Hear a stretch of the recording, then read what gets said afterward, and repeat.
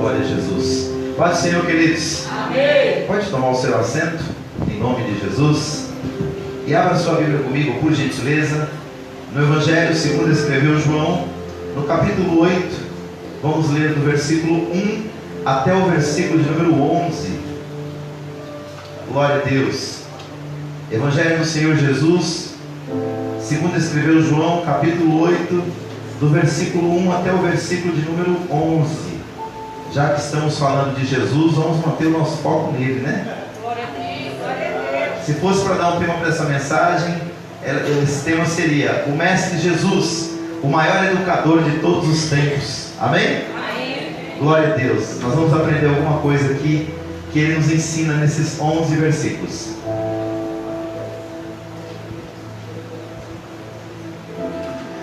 Versículo 1 do capítulo 8 do Evangelho segundo escreveu João, está escrito assim: Porém Jesus foi para o Monte das Oliveiras, e pela manhã cedo voltou para o templo, e todo o povo vinha ter com ele, e assentando-se os ensinava. E os escribas e fariseus trouxeram-lhe uma mulher apanhada em adultério, e pondo-a no meio, disseram-lhe: Mestre, essa mulher foi apanhada no próprio ato, adulterando. E na lei nos mandou Moisés que as tais sejam apedrejadas. Tu, pois, o que dizes? Isso diziam eles, tentando para que tivessem de que o acusar. Mas Jesus, inclinando-se, escrevia com o dedo na terra. E como insistissem, perguntando-lhe, endireitou-se e disse-lhes: Aquele que dentre vós está sem pecado, seja o primeiro que atire pedra contra ela. E tornando a inclinar-se, escrevia na terra. Quando ouviram isso, saíram um, a começar pelos mais velhos, até aos últimos, ficando só Jesus e a mulher que estava no meio.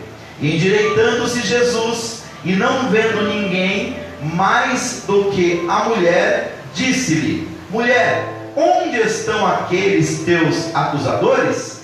Ninguém te condenou? E ela disse: Ninguém, Senhor.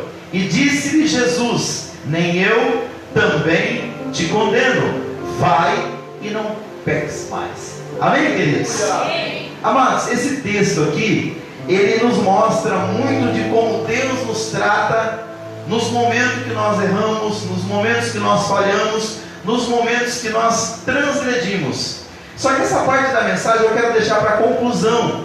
E Deus colocou algumas coisas aqui dentro desse texto para que eu compartilhe com você. A primeira coisa que me chama a atenção, que está aqui no versículo 1, diz que Jesus foi para o Monte das Oliveiras. E se você fizer uma pequena pesquisa sobre o Monte das Oliveiras, só nos Evangelhos, Mateus, Marcos, Lucas e João, referente à vida de Jesus e dos seus discípulos, você vai ver que para Jesus e para os seus discípulos, Getsemane e principalmente Monte das Oliveiras tinha um significado muito grande. O primeiro é que era um lugar de oração. Se você ver na Bíblia, o local onde Jesus estava orando, prestes àquele momento onde ele foi preso e depois levado para aquele julgamento arbitrário naquela madrugada, era no Getsemane. Só que não era a primeira vez que Jesus orava ali. Ali era um ambiente, um local. O Getsemane é um jardim cuja palavra significa prensa de azeite, porque nesse jardim havia muita aquela planta, né, de onde é extraído o azeite. E por causa disso, esse era o nome desse ambiente. Mas o Getsemane era no Monte das Oliveiras. Então, quando eu falo de Monte das Oliveiras, a primeira coisa que me salta aos olhos dentro dos Evangelhos é a importância da oração. E nessa noite, num culto de Santa Ceia, é muito importante eu ressaltar isso, porque nós vivemos dias em que mais do que nunca nós precisamos orar, para que nós possamos vencer as nossas lutas. Quando o apóstolo Paulo fala sobre a armadura espiritual, no capítulo 6, no versículo 10 em diante da carta aos Efésios, ele fala sobre o capacete da salvação, ele fala sobre o escudo da fé, ele fala sobre a espada do Espírito, ele fala sobre cingir os lombos com a verdade, ele fala sobre a couraça da justiça, ele fala sobre calçar os pés na preparação do Evangelho da paz, mas no final, ele diz assim: perseverando com tudo isso em oração. Aleluia, irmãos. A oração não é simplesmente um direito que o cristão tem. A oração é um dever. O próprio Jesus contou uma parábola que inicia assim: e contou-lhes uma parábola sobre o dever de orar sempre e nunca desfalecer. Amém? Então, quando eu falo de Monte das Oliveiras, eu falo de oração. Segundo lugar, quando eu falo de Monte das Oliveiras, eu falo também de local de ensino e de aprendizado. Porque no Monte das Oliveiras, muitas das vezes, Jesus proferiu mensagens, pregações e ensinamento que impactou poderosamente a vida daqueles que o ouviram.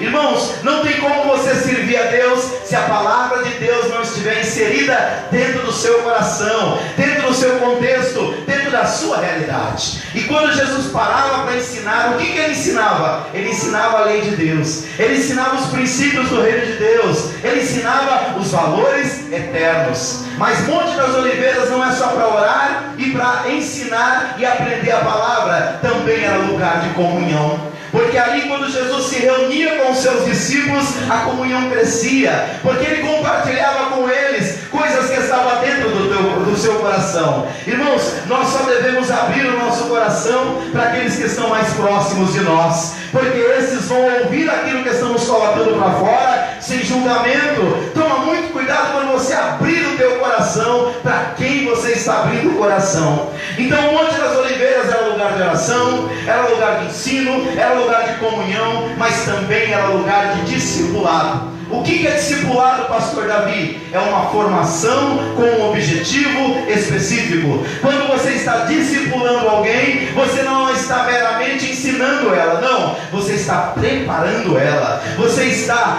concedendo a ela as ferramentas necessárias para que amanhã ela seja também um discipulador, uma discipuladora. Esse é o projeto do reino de Deus. Deus não quer que a gente aprenda por aprender, Deus quer que a gente aprenda para ser um canal vivo da glória de Deus, para mudar a vida de outras pessoas. Amém? Amém. Então, o Monte das Oliveiras é lugar de orar, é lugar de ensinar e de aprender, é lugar de comunhão, é lugar de discipulado. Mas tem mais duas questões aqui que me saltam do texto quando eu falo sobre o Monte das Oliveiras. Quando Jesus ressuscitou e ficou 40 dias no meio dos seus discípulos, dando provas irrefutáveis que ele tinha ressuscitado, quando ele foi embora, ele marcou um local para onde ele iria. Ele disse que os discípulos deveriam ir para o Monte das Oliveiras, e ali no Monte das Oliveiras ele se despediu dos seus discípulos e ele ascendeu ao Pai.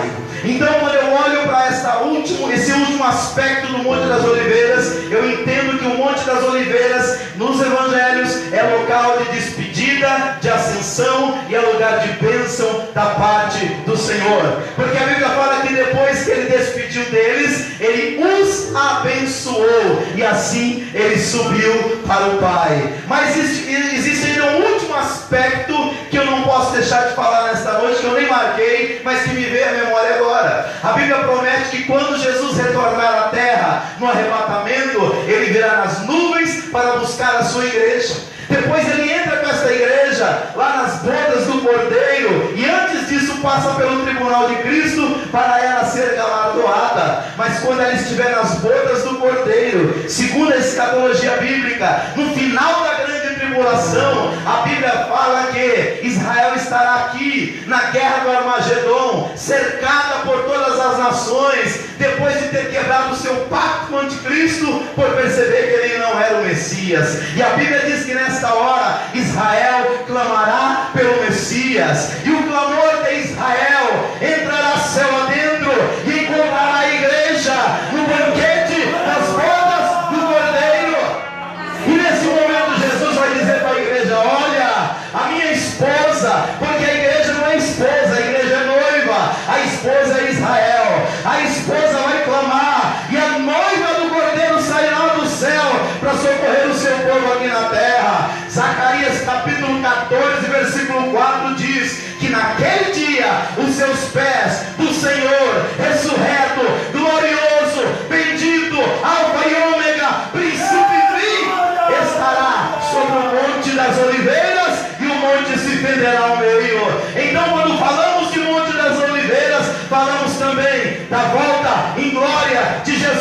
aquele que morreu como Cordeiro de Deus, mas ressuscitou como leão da tribo de Judá. Quem crê assim, levanta a mão e glorifica o nome do Senhor. Aleluia. Então, quando eu falo, irmãos, desse texto, eu me volto para o Monte das Oliveiras, mas eu não paro aí, porque seguindo adiante no versículo 2 diz: e pela manhã cedo voltou para o templo.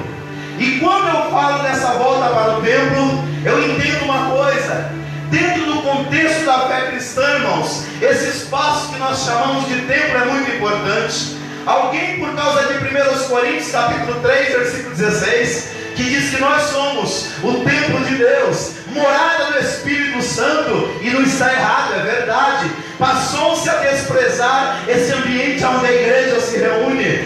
Isso aqui é só um salão. Isso aqui é só um edifício.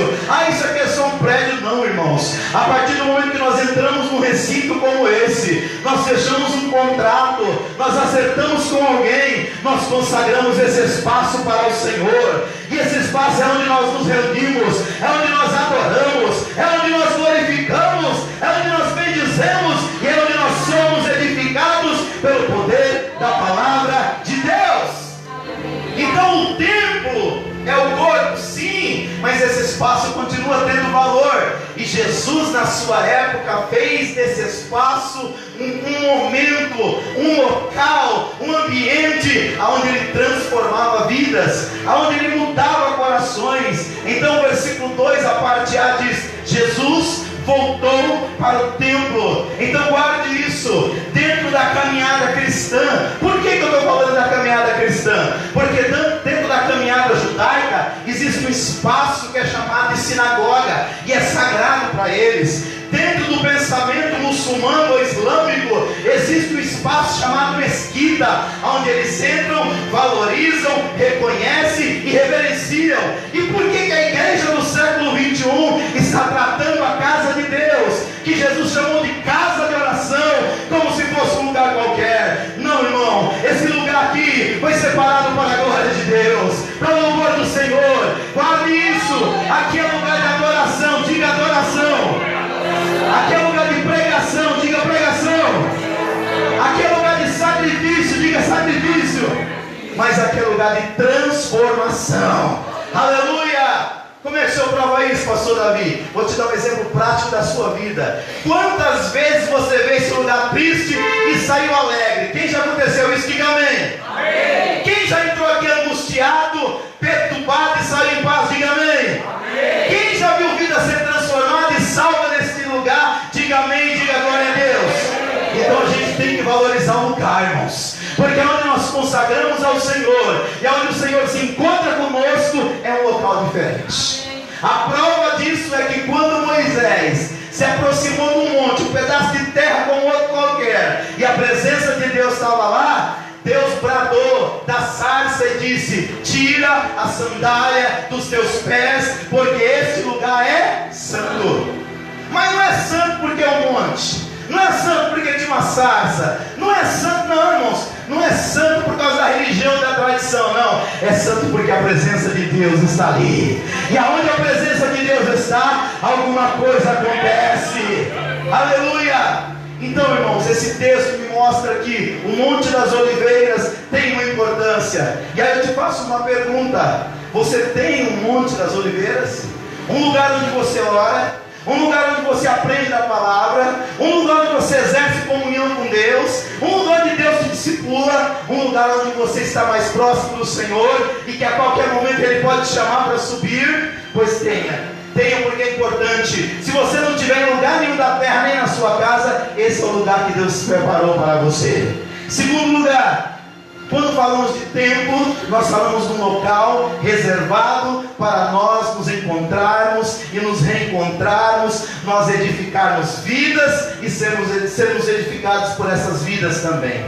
Mas não para por aí. Continuando lendo o texto, diz assim: voltou para o templo e todo o povo vinha a ter com ele. Terceira coisa que eu aprendo com esse texto, irmãos, é que quando o povo vinha ter com Jesus, eu aprendo a lição que a pessoa que tem Deus é como um imã que atrai aquilo que é de metal.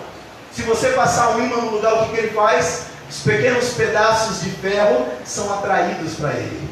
Aquele, irmãos, que tem Deus na sua vida, por onde ele passa, existe uma luz que não é dele, mas que vem de Deus, porque Jesus disse: eu sou a luz do mundo, e quem me segue não entrará em trevas, ou não andará em trevas. Mas ao mesmo tempo, em outro texto, ele disse assim: vós sois a luz do mundo. Só que essa luz não é própria nossa, essa luz é proveniente do Espírito, da palavra de Jesus e do Pai que habita em nós. E o que eu quero dizer com esse texto? Jesus, por onde ele passava, ele atraía pessoas para ele, mas não era simplesmente porque ele era Jesus, é porque o Espírito de Deus estava sobre ele, porque ali ele estava como homem. Atos capítulo 10, versículo 38 diz que Deus ungiu Jesus de Nazaré com o Espírito Santo, o qual andou fazendo bem e curando todos os oprimidos do diabo, porque Deus era com ele. Deixa eu te perguntar, tem alguém aqui que já foi ungido pelo Senhor? Tem alguém aqui que tem o Espírito Santo de Deus? Aleluia! Então você também pode fazer o bem por onde você passa. Você pode fazer a diferença por onde você passa. Você pode atrair as pessoas para Jesus através da sua vida. Glória a Deus! Mas eu te faço uma pergunta nesta noite: quem você tem sido? Aquele que atrai ou aquele que repele? Porque com a nossa fala, com a nossa atitude, com o nosso comportamento, nós podemos atrair as pessoas para Deus. Jesus disse isso lá no Sermão da Montanha, quando ele disse assim: que os homens olhem para vós, vejam as vossas boas obras e glorifique o nome do Pai que está no céu. Mas Paulo, escrevendo à igreja de Roma, ele disse também: por causa de vós, o Evangelho de Jesus Cristo é blasfemado. Tem pessoas que às vezes já falou para a gente em ambientes não cristãos, não evangélicos, não religiosos, em ambientes que chamamos de seculares, e diz assim: olha, se um dia eu for crente, eu quero ser crente que nem aquele, mas que nem aquele nem pensar. Aí você pergunta: mas por quê? Qual a diferença? Ele dá aquele migué, ele fala: não, que aquele ali, o comportamento dele é diferente. Aquele ali, ele age que nem as outras pessoas. Deixa eu te falar nessa noite uma pergunta retórica. Eu vou perguntar e eu mesmo vou responder. Em nome de Jesus, pense e faça uma reflexão. Você tem sido um crente atraente ou um crente repelente? Eu lembro que quando a gente orava no monte, né? Estou meio desviado, não estou indo muito no monte, mas quando a gente ia no monte, uma das primeiras coisas que eu lembrava de levar era uma touquinha, por causa da garoa que ia cair de madrugada, né? Geralmente levava um pedacinho de papelão para ajoelhar e não sujar muito a calça, e levava um repelente, pastor, porque tem cada butuca dentro dos montes, né? Que não parece nem pernilongo, parece outra coisa. E a gente jogava aquele repelente. Quem levava repelente, se orava na madrugada tranquilo, porque o bicho não chegava perto de você. E ficava aquele cheirinho no ar, um cheirinho meio chato, mas ficava aquele cheirinho, e aquilo protegia, o bicho não chegava. Agora tinha outras pessoas, principalmente aqueles de sangue doce, né? Que o pernilongo pousava e chupava o sangue até a madrugada, até amanhecer o dia. Por quê? Porque não tinha uma gota de repelex. Deixa eu te falar nessa noite: você é crente repelex? Você é crente que repele as pessoas? Ou você é crente que atrai as pessoas para Jesus? Quando as pessoas olham pela janela e vê você saindo para o culto, eles dizem assim: lá vai esse camarada dizendo que é crente, eu conheço a vida dele, eu conheço a vida dela, né? Ou ele diz assim: poxa vida, se um dia eu for crente, eu quero ser crente que nem o Marcelo, eu quero ser crente que nem o Dorival e a Sibeli, eu quero ser crente que nem a Jaqueline, eu quero ser crente que nem vocês aqui da BJL. Como é que tem sido isso? Irmãos, Jesus, aonde ele estava, ele atraía. E sabe qual era o segredo? O Espírito Santo estava com ele. Querido, nesta noite, eu digo para você o que Deus disse para Samuel quando ele foi ungir Davi. Deus chegou para Samuel e falou: enche o teu vaso ou teu chifre de azeite e vem. Deus diz para você hoje: enche o teu vaso de azeite e venha, porque Deus tem um negócio com você na terra. Pastor, mas eu sou novo convertido. Não tem problema. Se você já sabe dizer que Jesus te ama, que Jesus morreu na cruz do Calvário e que Jesus quer levar o homem para o céu, você já pode testificar do poder e da grandeza de Deus, e já pode ser uma atração para alguém chegar a Cristo. Posso ouvir um amém? Amém. Glória a Deus. Continuando aqui, irmãos, Quando eu olho para esse texto, eu lembro mais de uma coisa. Ainda no versículo 2, na parte C, que diz assim: e pela manhã cedo voltou para o templo, e todo o povo vinha ter com ele, e ele, assentando-se, os ensinava. Essa palavra ensinava poderia ser tratada por os educava. Porque o que é ensinar e educar nesse contexto? Primeiro, é trazer uma informação. Segundo, é trabalhar uma transformação. E terceiro, gerar uma formação.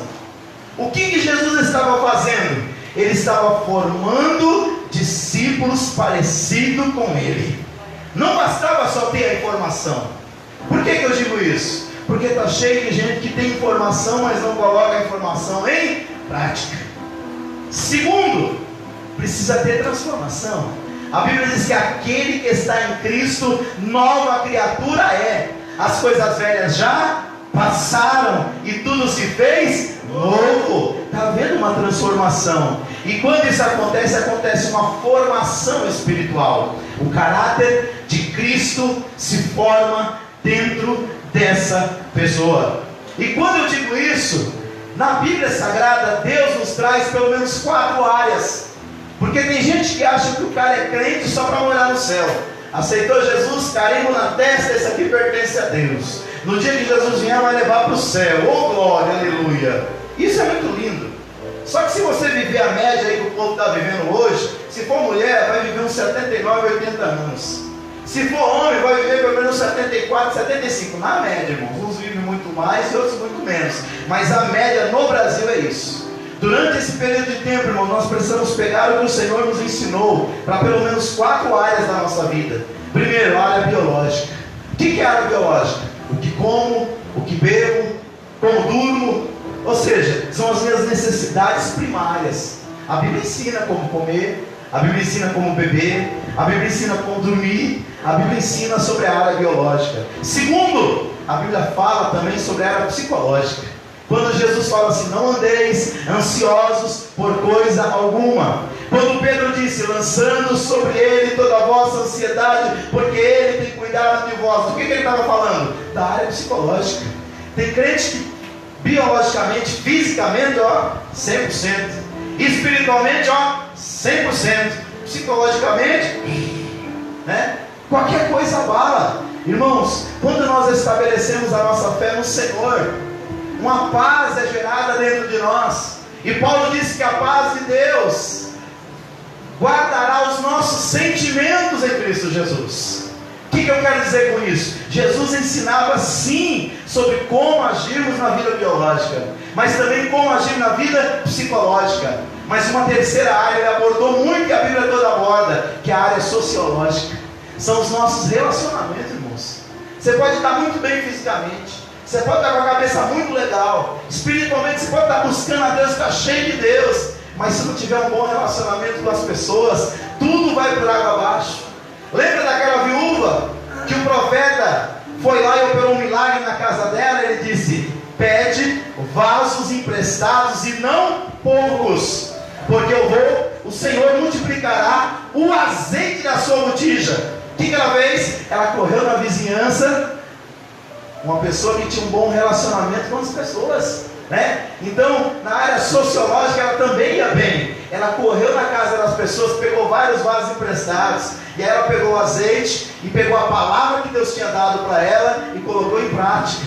Porque a Bíblia diz que aquele que ouve a palavra e não pratica, ele é aquela pessoa que é inconstante. Ou seja, ele é como a onda do mar. Você vê a onda do mar? Ela vem.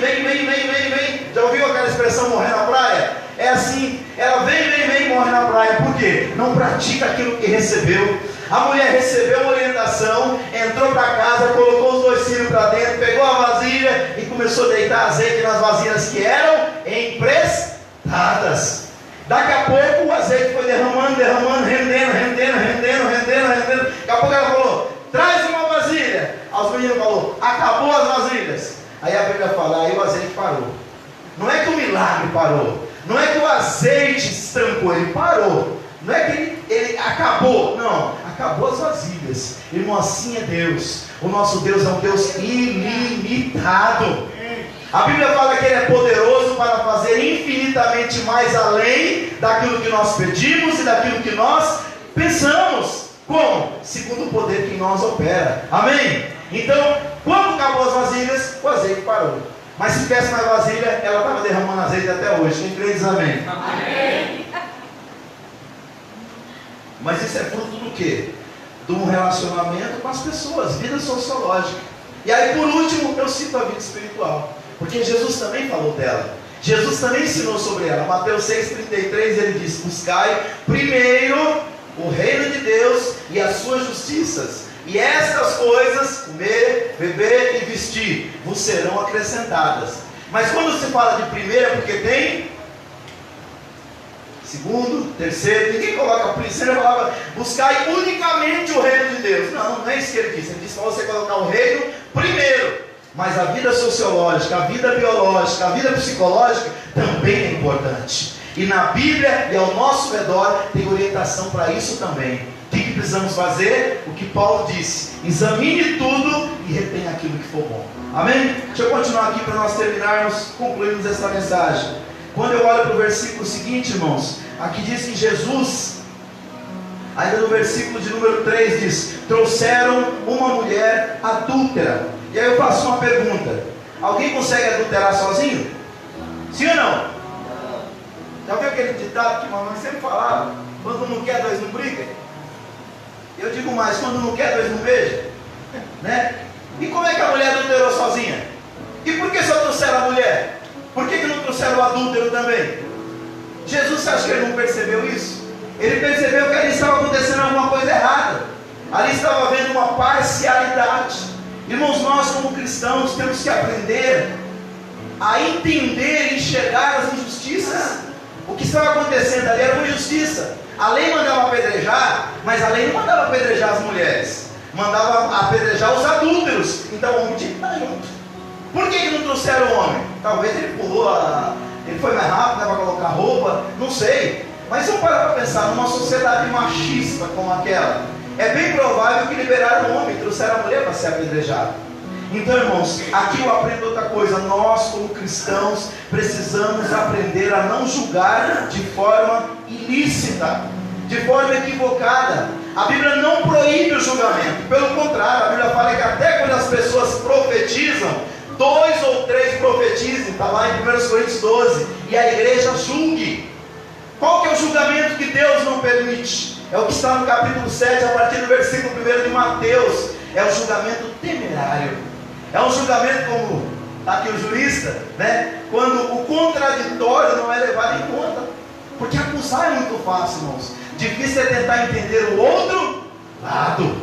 Então, aqui nessa parte do texto eu entendo que faltou um componente aqui nesse julgamento, que era o sujeito. Se a mulher pecou, ela não pecou sozinha. A lei mandava apedrejar, sim, mas não só ela. Continuando, a lei manda apedrejar. Olha, está no versículo 5 e 6, diz assim, ó: na lei nos mandou Moisés que as tais sejam apedrejadas. Tu, porém, o que diz? Olha o que diz o 6 da parte A: isto diziam eles, tentando-a, para que tivesse do que eu acusar. Como assim, pastor Davi? Eu fui estudar sobre o assunto, sabe o que eu descobri? Nessa época, a lei judaica já não tinha mais o poder acima da lei de Roma, porque eles agora eram dominados por Roma. Para mandar matar alguém, tinha que ter o aval de Roma. E Roma já não mandava mais apedrejar as adúlteras.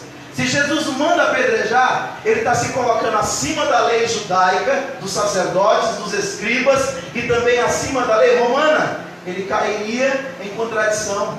Mas se ele diz para não apedrejar, ele estava invalidando o texto bíblico, pastor. Sabe aquela famosa sinuca de bico?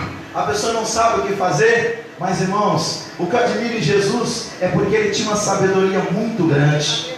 E aqui, irmãos, diz no versículo de número 6, a parte B: Jesus, inclinando-se, escrevia. E aqui eu quero juntar a lição quinta com a sexta. Qual que é a quinta? Não qualquer resposta colocaria Jesus em dificuldade. Então tem gente que não quer resposta da nossa parte. Ele quer o quê? Gerar uma situação para nos destruir. Então nós temos que tomar muito cuidado com aquilo que nós vamos responder. Então, Jesus, o que ele fez? Quando ele foi inquirido, quando ele foi indagado, ele continuou escrevendo na terra. Isso fala o quê? De paciência para responder determinadas questões. Isso vale para a igreja, isso vale para o trabalho, isso vale para a sociedade. Muitas das vezes a gente entra, irmãozinho, em embaraço, sabe por quê? Porque a gente tem pressa demais para falar. E nessa pressa para falar, a gente fala exatamente o que os nossos acusadores gostariam que nós disséssemos. Então o que Jesus fez? Ele teve paciência na hora de responder. Mas ele era o próprio Deus encarnado. Que lição traz para nós?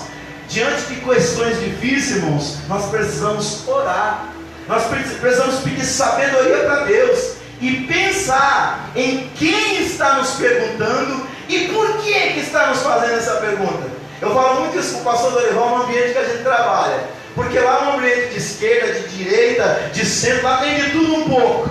E qualquer resposta nossa, como diz aí nos filmes, poderá ser usada contra nós no tribunal.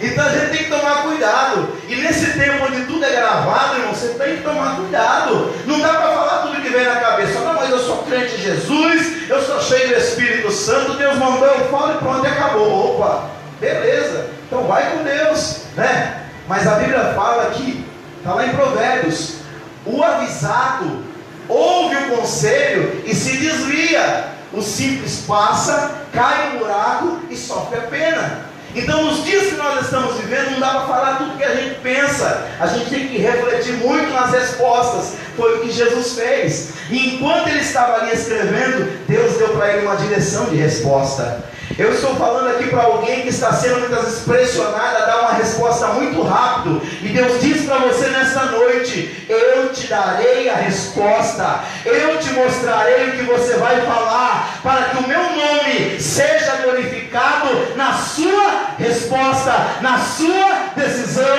e na sua escolha. Amém? Amém.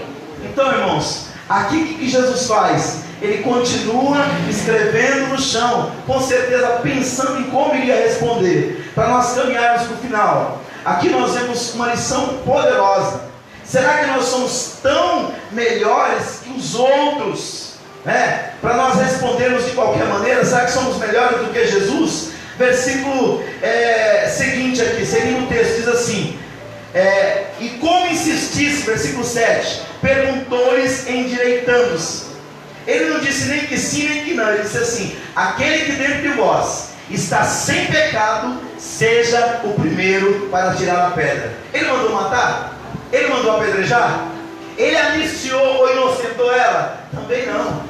Irmãos, nós temos que aprender com Jesus. Nem sempre você tem que falar sim, nem sempre você tem que falar não. Muitas vezes você tem que falar: espere, aguarde, eu vou pensar no seu caso, né? E aqui Jesus dá uma resposta sábia. Continuando o versículo 8: e tornando a inclinar-se, continua a escrever na terra. Porque às vezes a gente é assim, a gente dá a resposta aí. Ah, eu falei, e agora? E aí? O que você vai me dizer? Não, Jesus deu a resposta e baixou a cabeça. Aleluia. Irmãos, a Bíblia, ela nos dá estratégia para tudo. Tem hora que é hora nós levantarmos a cabeça e olhar no olho. Tem hora que é melhor a gente baixar a cabeça e passar despercebido.